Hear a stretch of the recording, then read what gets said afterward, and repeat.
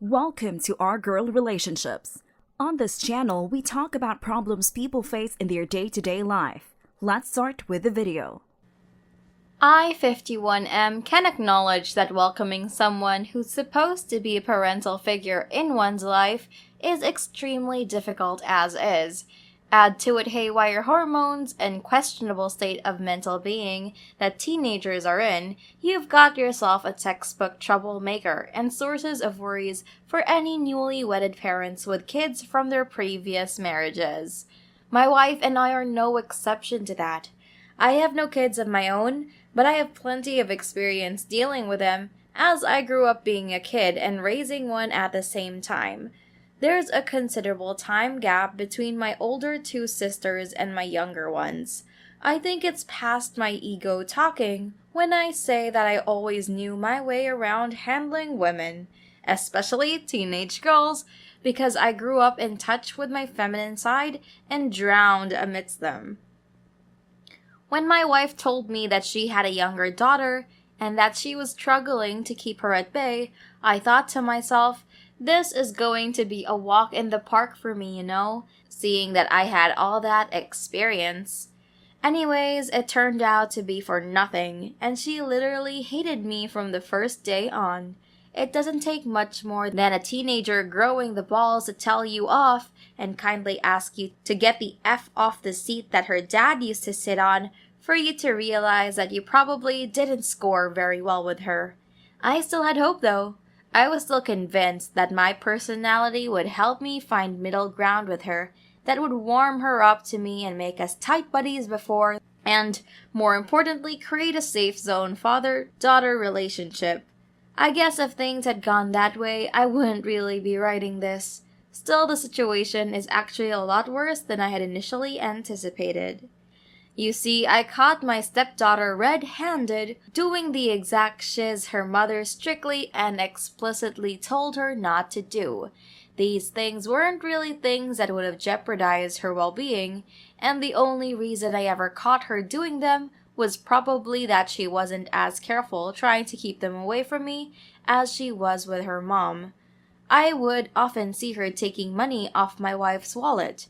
Though it was petty cash, I was trying to have conversations with her and tell her that these habits would compound and turn her into an unpleasant human being. I'll admit, I was probably manipulated by her into staying silent, but at this time I figured as long as I had an eye out for her, I'm having these frequent conversations about her, I remind her how much I care about her and how much she means to me. Things would eventually get smooth between the two of us, and we'd all have what we wanted. Again, that's clearly not the case, because things spiraled.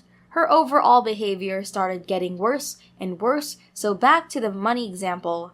I would catch her taking money from my wallet rather than that of my wife. The reason that's considered worse isn't about me, but rather that I don't keep most of my money in cash form, so when she would come across my wallet and I'd catch her snooping, swiping out one of the two bills is $100 to $200 or even $400 because, once again, most of my readily available money is in cash form rather than the card. When I confronted her about it, she straight up denied it. She started to threaten me in a way, going on and on about how she would tell Mom that I'd been assaulting and abusing her. Honestly, I can't tell what's the reason that shocked me into not reacting. I'm not sure if I didn't feel entitled to correct anything about her or her life, or the fact that I know my wife is a good mother because enough to crumble my world into pieces should this little demon spawn manage to convince me her. Either way, I started carrying my wallet around me wherever I went, and her swiping cooled down for a while at least. I guess after she realized that my money won't be there, she looked around the house and found plenty of opportunities to make all that money back. I would go into my shed to fix something in the house and realize that small bits and pieces of my equipment going missing, and slowly but surely, the most expensive item, being the drill which cost me a lot of money since its excellent quality, was nowhere to be found. At that point I was furious and immediately called my wife and told her to talk to her because I wasn't having any of it anymore. When my wife confronted her after she got back from school, she completely denied it for a solid hour before she burst into tears and said that her friends were trying to construct DIY makeshift skateboarding, and some old junkie came up to them and threatened them, so they just gave him all the tools that they were using. I guess she had recently talked to my wife about purchasing a skateboard. My wife dismissed her, saying that they were too expensive, plus of no good, in my wife's defense. She broke 2 bones while riding one not too long ago, so it's understandable as to why she's not very fond of them. What isn't understandable is how the little demon spawn managed to probably think ahead of me and talk to my wife about the skateboard just because she knew she had her eye out on the tools. My wife didn't really put all of her guard down because she knows her daughter better than anyone, and if she cries, it's probably for really malicious reasons. Which in this case, it wasn't because she's clearly lying about something that's starting to get out of hand. Now she's not a young, angsty teenager anymore. She's barely even a teenager. She's turning 20 in a couple of months. She's not doing well at school at all, spends most of her time with the wrong groups of people, and brings all of their pent-up angry energy into her home, which seriously started to bother me. There's no reason for her to hate either one of her parents, yet she still thinks she's the most wrong person in the history of mankind. I've been sober for 20 years now. I take a lot of pride in my journey because I started from point zero by myself and dealt with alcohol addiction while doing so. I don't go to parties where I know alcohol will be served. I don't mingle with smokers or drinkers. I'm doing my best to stay clean. My wife and her daughter are the most aware of how tight-knit my sobriety is, so I guess because my sobriety date is like a week or so after my birthday. The number 20 is considered a milestone. My wife decided to surprise me on my birthday party and bring all of my close friends and family members and host a bit of a 2-in-1 party, which I really appreciated. I just wish it hadn't gone so effing sour because of that little shiz that I call stepdaughter. After the party was basically over and people were anticipating leaving to their homes, my wife shushed everyone so I could have at it for a while and open all the presents everyone got me. I started with my wife, and though it was automatic for me to reach for my stepdaughter's present, there was something in me that really didn't want to do it, and boy should I have listened to my gut. I opened up the coffin box she had gotten me, and it turned out to be a $50 bottle of bourbon that had stacks on stacks of pictures of me at parties with my friends back in the days, basically reeking of alcohol and nearing the blackout point. She told me that it sounded ironic, and in honor of whatever the shiz she was saying, I was furious enough to not even process what she was saying. All I could think to say was, "Get out," and as I repeated it to her with an increase in tone at each repetition, I was fighting every atom of calmness in my body to not get up and smash the bottle against her head. She was doing this for the sole purpose of tearing me apart and ruining my relationship with my wife and family, and I knew it. She knew it. She's an adult, I'm an adult, but sadly that's not good enough reason for me to have a go at her. My wife was so embarrassed by her behavior that she asked everyone to leave. Everyone obviously easily obliged because I personally wouldn't want to stay and watch a grown man at the brink of tears while fending off the desire to shut that little shiz down once and for all. Not the a-hole. Dude, that's messed up. I always think the people that go above and beyond to tamper with other people's sobriety should be admitted into the AA, and no, not what you're thinking, admitted into the A-hole Academy, because boy do they get on my nerves, and I literally never hesitate to press the A-hole button every time I hear stories of them. Seriously, kinda like people who think it's okay to project insecurities. They do it like they're being dramatic and they're just joking when they know dang well it hurts your feelings, and only tailors to their sadistic and sick nature. Kick her the F out. Why did your wife sit back and say nothing to her daughter? Like, I understand that you've been part of this family for so long that you're supposed to be considered the father figure, and it's conventionally that she doesn't intervene when you're doing your thing with your daughter, but she clearly couldn't give less shiz about you being her fatherly figure. and doesn't even consider you that way. Why the hell didn't the wife kick her out sooner? This good-for-nothing child is better off the hell away from all of you. For her and especially for your very own sake. Definitely not the a-hole. Not the a-hole. And although I don't think you should have been embarrassed to teach her the lesson of her life in front of the whole family because for some reason, public humiliation teaches lessons a lot better. Here's the next story. My 25F husband, 27M, are friends with a married couple, J and D, whose kid is turning 5. We have known them for 8+ years, so well before they had a kid. They were the only couple we know with a kid, so I try to be supportive with their kid-friendly activities. We don't see them too often, but we're still good friends. Every year they have their kid's birthday party at a park with a nice big playground. D usually has something going on the grill with snacks and cake too. J and D have other friends that do have kids, so there are plenty of friends there for the kid. We have been to every one of the kids' birthday parties, and my husband hasn't exactly jumped for joy about any of them, but we've gone to all of them and at least had a decent time eating food and talking with J and D. This year, ever since I reminded him that the kid's birthday was coming up, he got in a sour mood talking about it. He says things along the lines of, "Why do we have to go to a toddler's party?" and makes faces at me when I remind him it's coming up. The party is this Saturday, and I just got off the phone with him about it, which is why I'm posting, because he kinda pissed me off, and I want to see how other people take on the situation.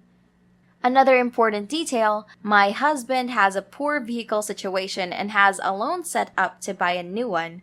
I told him we could go this Saturday to get his new car, so we had a legit excuse to not go. The vehicle thing needs to happen sooner than later, and he said he wants to go with his dad instead to help him get a good deal, which I agree with, so we're not doing that Saturday. He then says he wants to sell his current vehicle local, and we could do that Saturday. I told him that's not a legit excuse, because he could post it online and be able to answer anyone off his phone while we were at the party. The way I see it, and I told him this, is that we're going to the party to support them as parents and to help the kid have fun. I also told my husband that when we have a kid, I would expect our friends to come to their birthday party and help us celebrate, so I like to do it for them. We do want kids in the very near future, so that's not something in question. But when I said that, he replied, "Well, I guess we see that differently then." And to be honest, I don't even know what he means by that. We're literally going to the park for like 2 hours, eating a burger, having some cake, and watching the kid tear open his presents. He never even really talks to the kid other than saying hi when we get there, just hangs out with D at the grill and talks to me and Jay. I just don't get why he's being such an ass about going to this birthday party, and I kind of feel like an asshole now because I'm forcing him to go. I wouldn't go by myself either because J and D would ask about my husband since he's their friend. They know it's his day off, and him and I do everything together. So, am I the a-hole for making my husband go to this party? I do not go to children's birthday parties. I do not care if their parents try to make it a social occasion. It's a children's birthday party, and you can't force your husband to do anything he doesn't want to. And if you try to, he'll start resenting it. And you, like he is now. So I think you're an a-hole based on my preference and experience. There's some middle ground here. I mean, do you really need an excuse to not go to a kid's birthday party? Not wanting to go is enough. All of my friends have kids, and I tell them all that if I feel up for it, I will come, although none of them ever require or expect it, and they've said the same thing to me. You're always invited, but never feel like you have to. And we get along just fine. You're the a-hole. Why do you both have to go? Can you not attend things alone sometimes?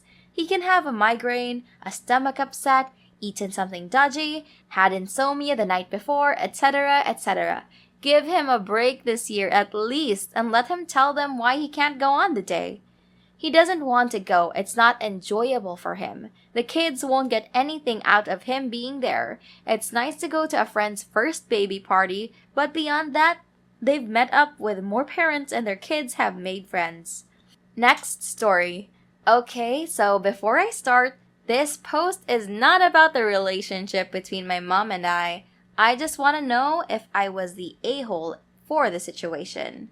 For some context, I got sick because of medical malpractice. It got so bad that I needed my family to help me get back home, but since then, I have improved. I try my best to handle a difficult situation and work together with my new docs for my health. My mom was part of this journey as I needed a lot of help, many surgeries, etc.